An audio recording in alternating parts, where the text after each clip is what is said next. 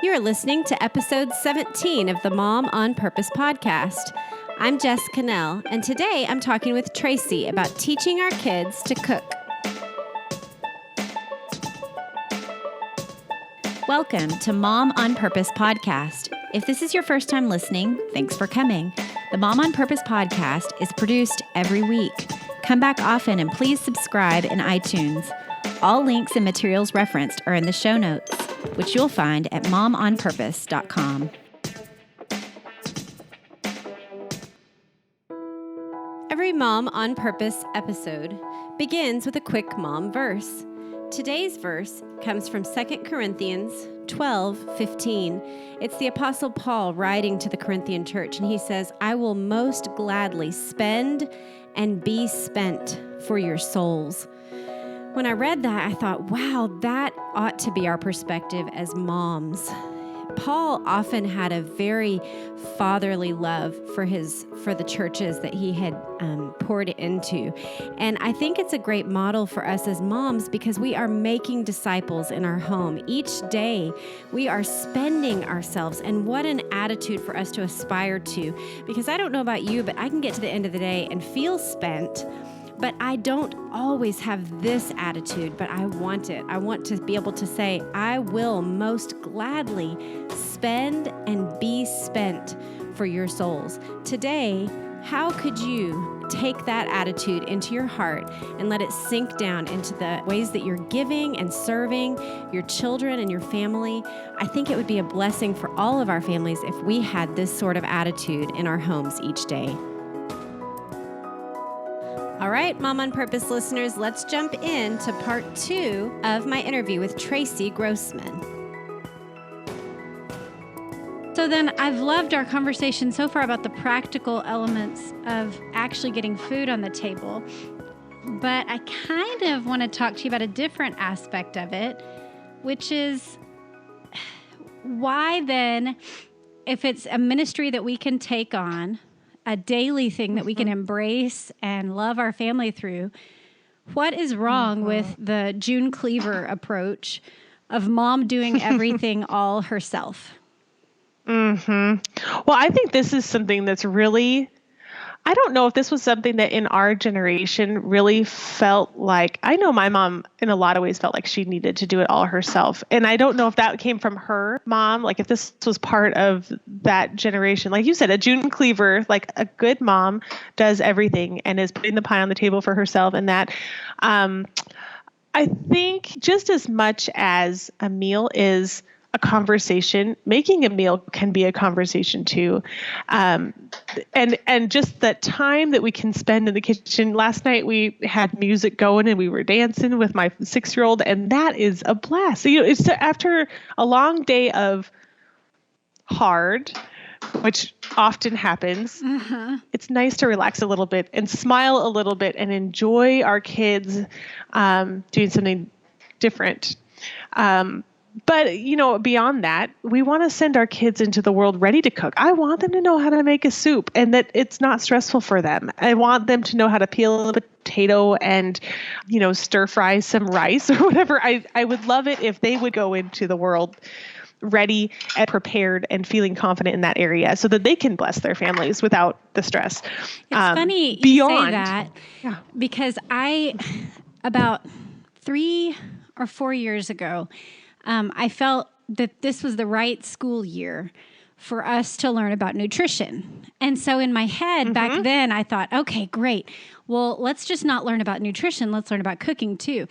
And at that time, it totally flopped. We learned about nutrition, but I didn't include them very much at all in cooking. And it was still, I think, too much for me to do. But about a year ago, I did start. Each child had a day with me. So they were cooking alongside me, or we would do a chore together or something like that. And it wasn't hard and fast, but it was just the first introduction of them starting to cook alongside me more purposefully. And then this year, I did what you actually talked about that your husband had done, which is I've assigned each of the 4 big kids who are 8 and up one night of the week. And, their meal is according to their capabilities. Like my 8-year-old just does breakfast burritos, which basically means he cooks scrambled eggs. And if he wants to, he puts some bacon or sausage in there. But it's really pretty simple. And then we wrap it up in a tortilla. But just last week, my 12-year-old came up to me and he said, Mom, I feel like I didn't used to know really what I was doing. I felt like I always had to look at a recipe. But now I feel like there are things that I know I can make where I can just think it up in my head and make it. And he had just the night before done this pasta meal, and he had decided to throw in some garlic and chop up a little bit of oregano and do some Parmesan and mozzarella in it. And it was really delicious. Oh my goodness. But it was so encouraging. I thought, I can see the fruit. So I definitely can see what you're talking about. You said he is how old? He's 12. And my goodness. He loves it. And he'll actually come to me on nights that aren't his night and say, Mom, could I make something tonight? Which, of course, I'm very happy to let him do. Absolutely. It's like, I don't know. That's a really, really hard decision.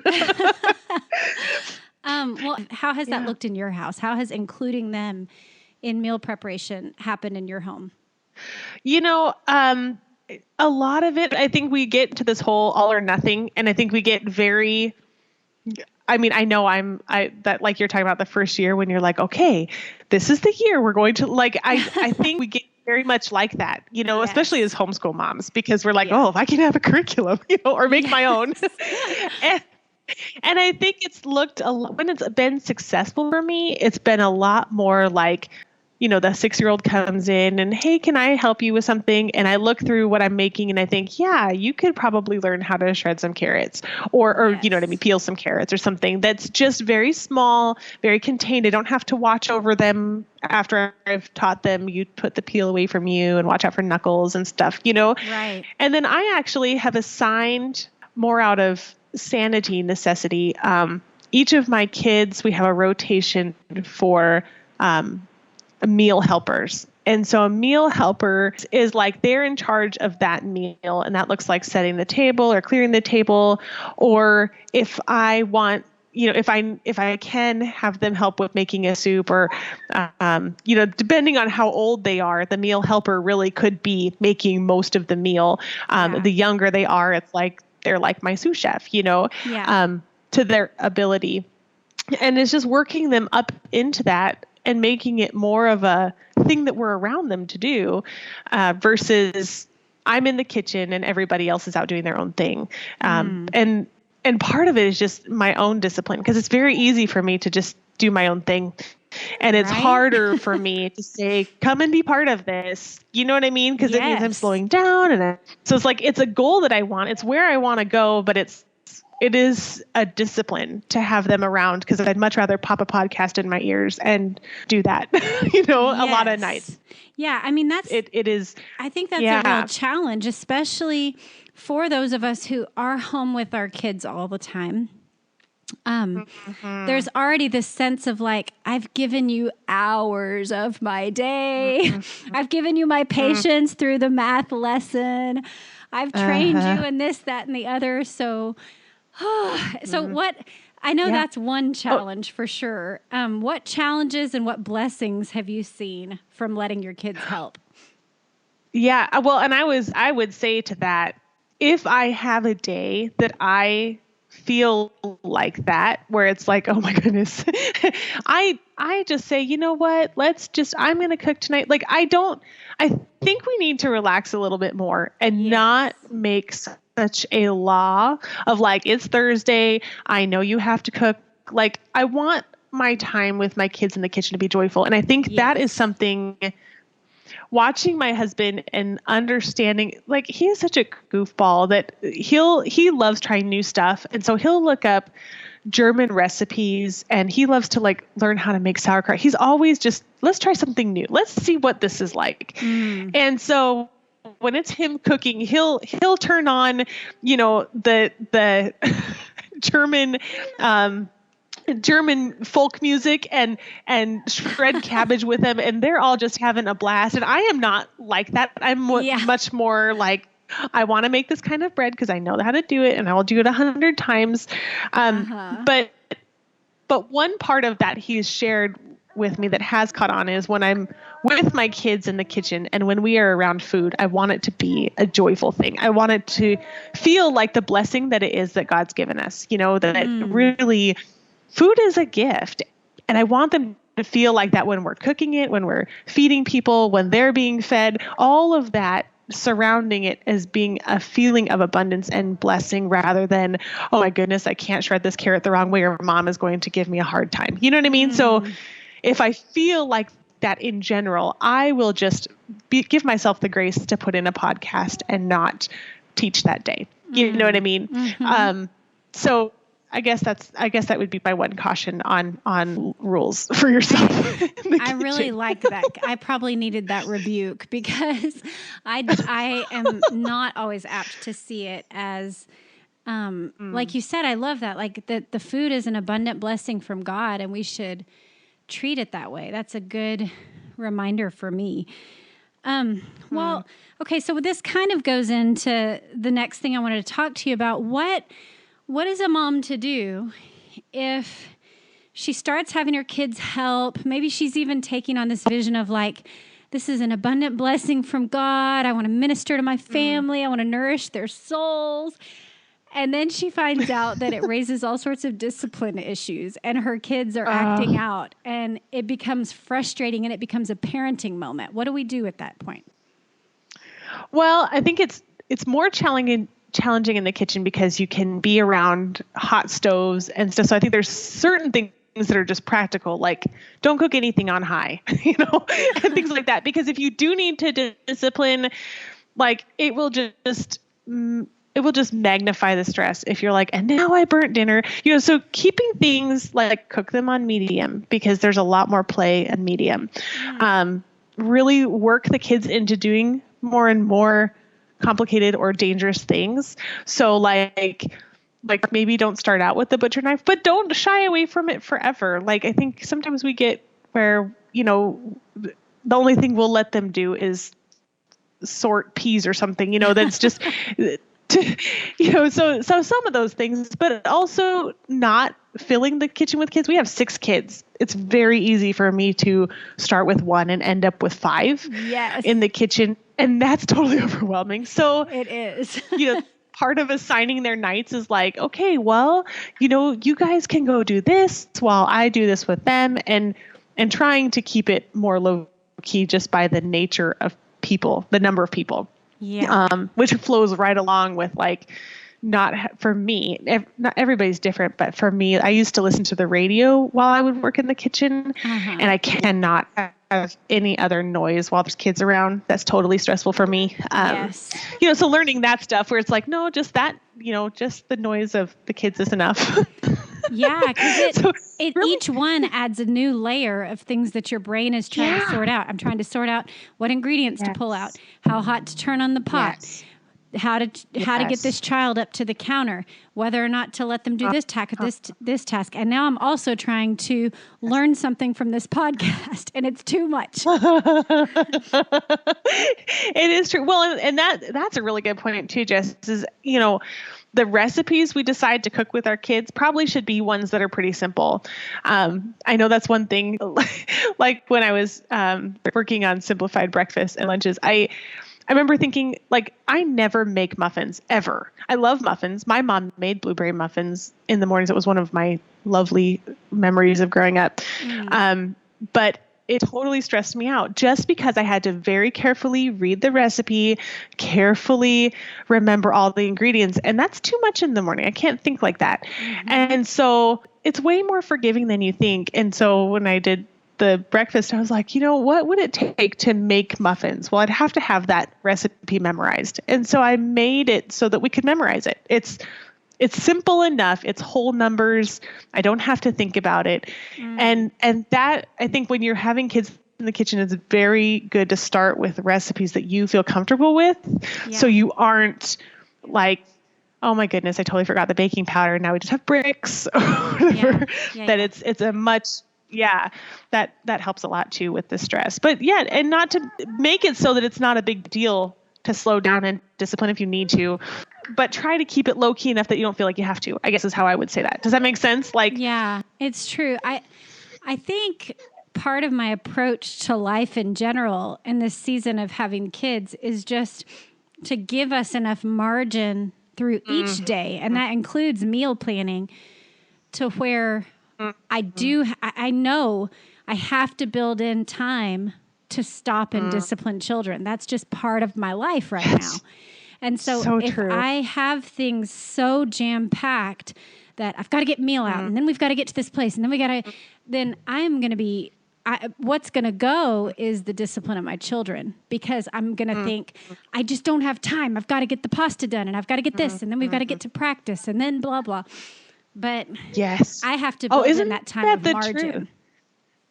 Isn't that the truth? And even like you said, of what nights so if you have youth group on Wednesday in the evening, or you have practice or something, it's like, yeah, maybe that's not the night to have kids in the kitchen. Or, if you have piano lessons at 3, maybe they're not helping you make lunch that day, and just really being wise with how, and remembering that we have years. This is not an emergency. It's a culture.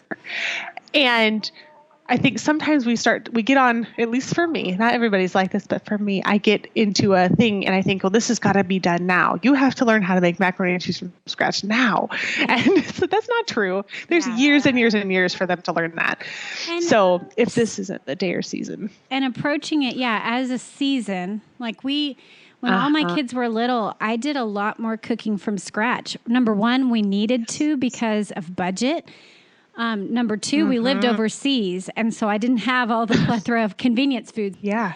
But now my priority really is I want to make sure that schooling happens on the days that I have planned.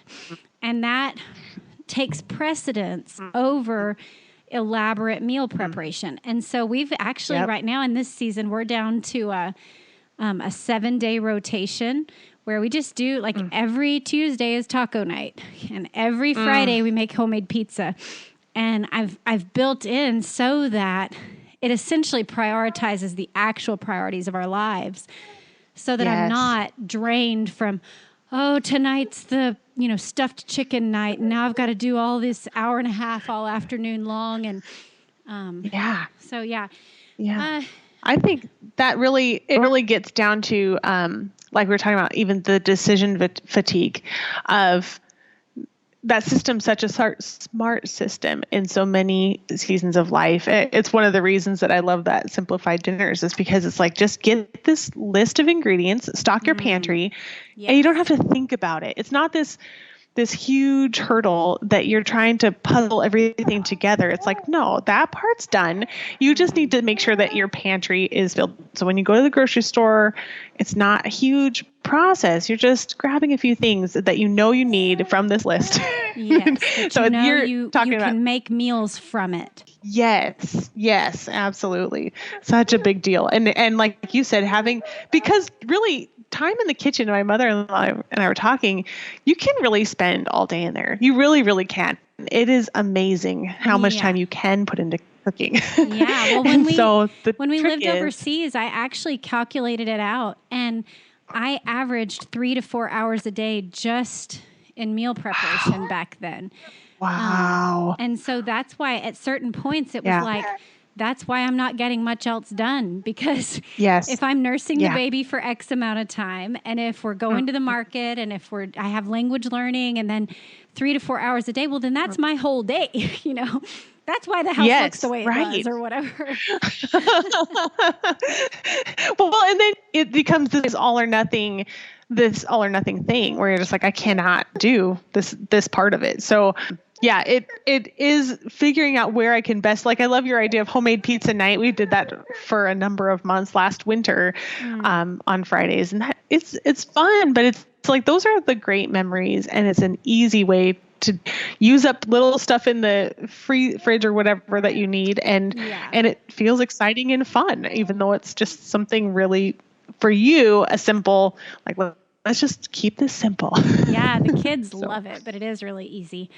Well, okay, so if a mom's sitting there listening to us and thinking, this all sounds really great, but I'm already having trouble getting meals on the table. And now you're telling me I have to add in kids. Isn't this just going to make it take longer? What would you say? How do you answer that? Well, I would, it absolutely does in the beginning. I mean, there's just no way around it.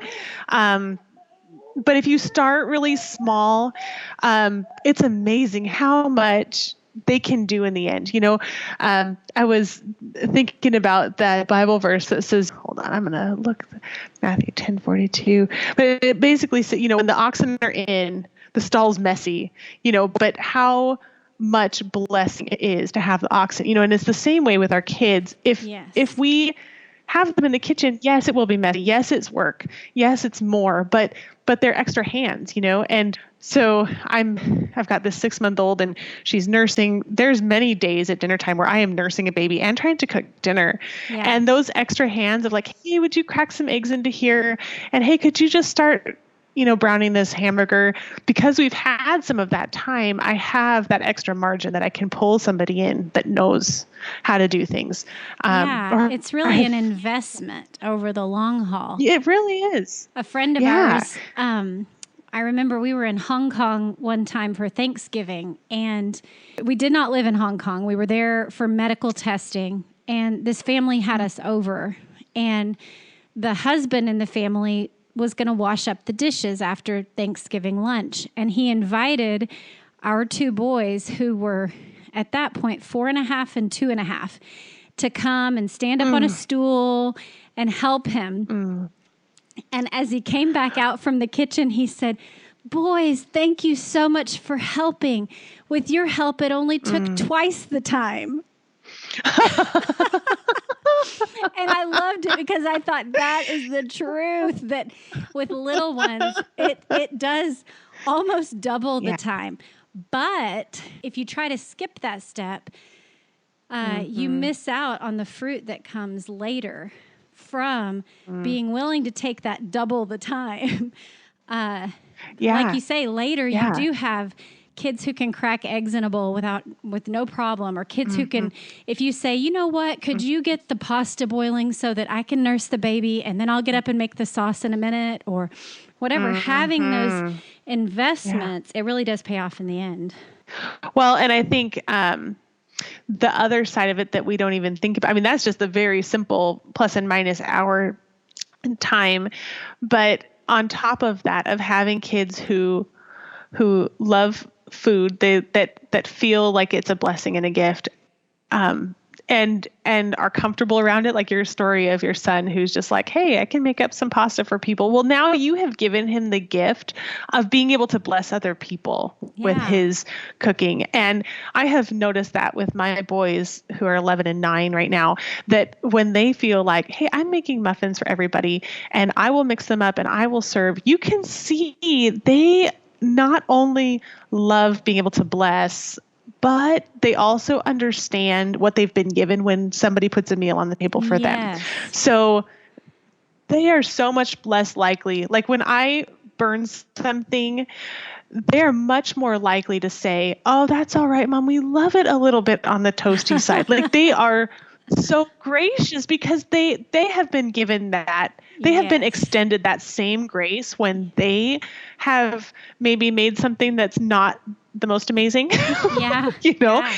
And so it's kind of teaching them this conversation of politeness, and it's teaching them this conversation of, this is work. This isn't just something that appears for no reason. And that kind of gets back to the whole, how many moms feel like this food is such an anxiety. Mealtime is so stressful because they don't want to give their kids something that they're just going to turn their nose up or whatever. And I have found the more I have gotten my kids in the kitchen cooking, the more they understand that it is a labor and it is a gift to them, kind of like me working out there and seeing my husband and understanding the feeling that felt like to come into a nice meal.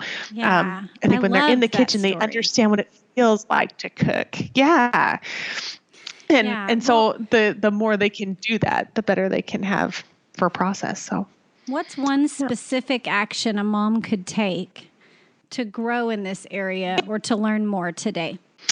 Oh, goodness. I think depending on where we are on the process, there have been times in my life where I really need to just get back to the main purpose of what I'm doing, and I would say to that mom, decide what's for dinner tonight and then go, read some of Misty's work or read some of the Femina Girls and get the purpose back in what you're doing. Because to me, that fuels so much of the desire to serve in that way. It really is a service and a gift to your family. And so getting that passion back really does help. For the practical side, pairing up with somebody that knows that loves to cook and just saying, hey, would you teach me how to make that pasta sauce? Or if you don't know that stuff, if you don't have a husband that can say, oh, just substitute the almond for the vanilla, you probably do have some friends that know how to do that. And to find somebody that can help you learn those techniques. And that is a really big, I think recipes, I've thought about this a lot as doing the cookbooks and then just in my own cooking, that recipes have turned into this thing where we feel like it's some rigid law. And they really aren't. Recipes really are a conversation. They're me telling you, hey, if you want to make this yummy soup for your family, these are the things you can throw in it. But there's no rule that says, well, if you don't like parsley, I don't have to use it, Yeah. And so understanding which of these pieces of a recipe are essential and which piece of these recipe is just a suggestion is really important. So I would say my suggestion would be pair up with somebody who loves cooking for their family and learn. Yeah. I mean, do you have resources to recommend for that? You've mentioned Misty's stuff. I assume you would recommend that, huh? Yeah. Yeah, hers is at simplifiedpantry.com. We have a blog on there and we kind of talk about some of those same things. But I think even her Simply Convivial, which is another thing you should link to in the show notes, that just talks about the heart. Femina Girls talks about the heart of what you're doing. And then Like Mother, Like Daughter. I get so much of my inspiration from the women online. The likemotherlikedaughter.org is another fabulous online resource for the heart behind cooking and what you're doing and the service and all of that. I'd really recommend that. Yeah, that's great. What you said resonates with me so much because I remember feeling that way when I was first starting out, like, oh no, this recipe calls for parsley and I don't have any. And not realizing, not knowing enough to know, hey, you can go without it.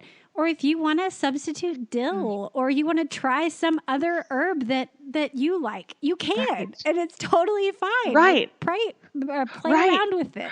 But I didn't have that confidence to even do it. So, yeah, I think Simplified Pantry is a great place to go to kind of get that foundation of like, okay, what is essential? How can I make basic meals and get better at it? Well, and I wish I had a resource like that. She'll say like, okay, here's the process to make a roast, and you can do it by, you sear it on both sides and you throw it in the crock pot or whatever, so she gives you the basic steps. And then she says, if you want it to taste like this, add it this. If you want it to taste like this, add this way. And you can kind of even teach yourself by going through that and trying out 3 or 4 of the different roast recipes and realizing, oh, well, this all came out tasting good. Yes. And so in a lot of ways, I think if you don't have somebody right next door that can help you learn those basics, you can learn it a lot from the way she writes, which is why it's so fascinating. I just love her whole concept was so smart to me. Yeah, I learned a lot in the early days overseas from America's Test Kitchen stuff. Ooh. They have a lot, and they have a magazine, Cooks Illustrated, but America's Test Kitchen I love because they actually explained the process, and I didn't understand the process. I didn't know. I'll share one quick story.